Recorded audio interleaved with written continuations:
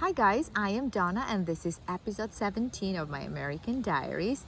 If you have not seen them, make sure you check them out, and if you want to hear more, you can subscribe to my channel. So in the previous episode, I told you that David and I decided to meet in Italy 3 years later. We picked this little town, Sirmione, on Lago di Garda, northern Italy. He never traveled abroad before. He didn't even have passport, and I told the girls that I was going on business trip for 3 weeks, and I promised that I would bring some gifts for them. So I bought the cheapest ticket to Milan. It was not a direct flight, and if it took David 6 hours from New York to Milan, it took me 18 hours to get there. One of the reasons why it took me so long was that they could not land the plane in Vilnius, so we had to land somewhere else nearby and then take the bus and drive 8 hours to the Vilnius airport. So when I finally got to Milan, it was 3 a.m. and everything was closed at the airport. I could not leave the airport because I had to take care of somebody. I was traveling with my neighbor. She was 21 years old and she was going to Rome to meet her mom. So I didn't want to leave her by herself. Wanted to make sure that she was safe on her plane, and then I could leave.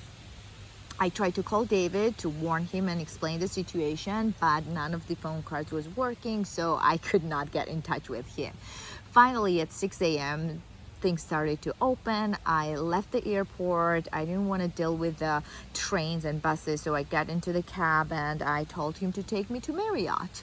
And I had no idea that there were 3 Marriotts in Milan, and I didn't know where David was staying in. So I picked one, and thank God I picked the right one. So when I got there, this guy in shorts and t-shirt and sneakers looking like an American was waiting for me outside, and it was David.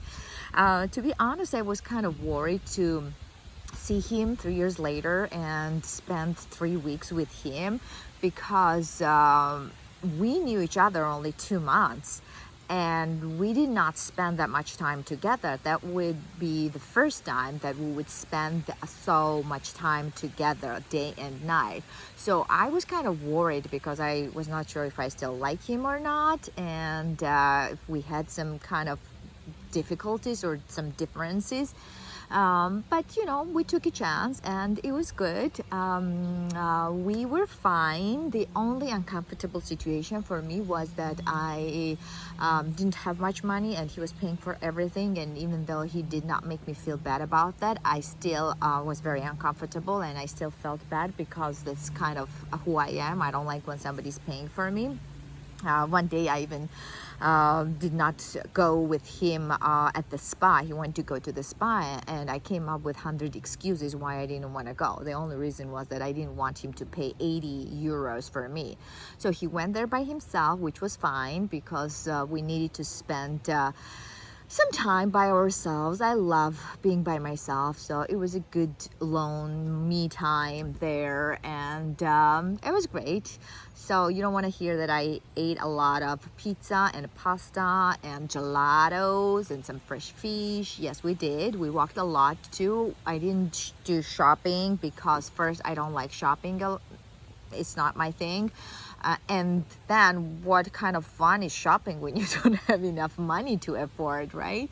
So at the end of the trip, he gave me $300 to at least go and buy some things for the girls at the duty free at the airport. But I, of course, didn't want to spend money on that. I bought some chocolates and probably paid that money paid it for her school, for their school later.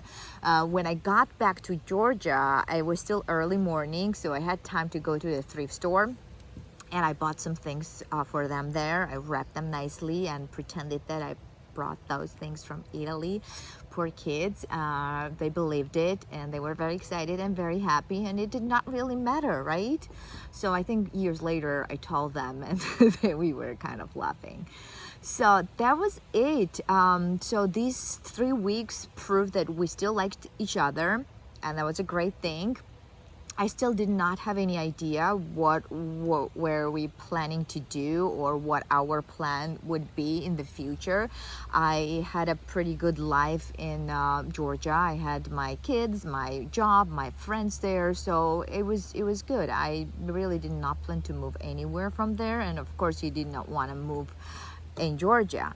So we had to figure out what to do if we still wanted to be together. But that will be for the next episode, and I will tell you about his first visit in Georgia in August 2009. All right, I hope you enjoyed it, and I will see you next time. Bye.